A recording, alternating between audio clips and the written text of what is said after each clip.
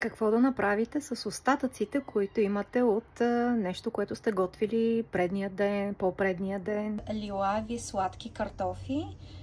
Това е свинско, месо, което съм правила. Може да е пилешко, каквото искате месо. Малко пресен кромит. Това е сусамовата паста. Може да е фъстъчена, не знам каква друга. Това е само сусам, който си е чист. Малко вода.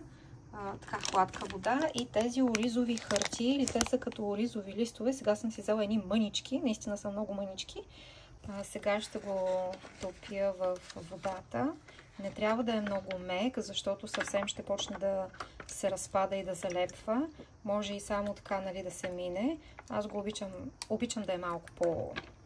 Нали, вижте си го нацелите, като направите няколко пъти, като пробвате и ще си го нацелите. Сега, това по принцип е много, но окей. И мога да си редя колкото искате, както искате, по-малко, повече. Надявам се да се вижда. Може да си сложите някаква подправка. При всички случаи може да си ги правите докато говорите, на масата и си вечеряте. Правите си компания, заедно си приготвяте храната и това много ви сплотява. Така че пробвайте го наистина, защото е нещо различно, ако искате и нещо да пробвате. И соса, като го сложите вътре, аз между другото това от един китаец го видях, защото соса обикновено отвънка и става едно мазало, нямам думи, но той ми го показа това и викам, много хитро, чакай да го пробвам и аз.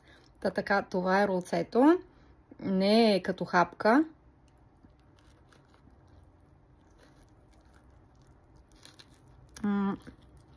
Може да ползвате едно шевелица, ако искате. Може би е добра идея. Защото оризовата хартия е така разтегателна.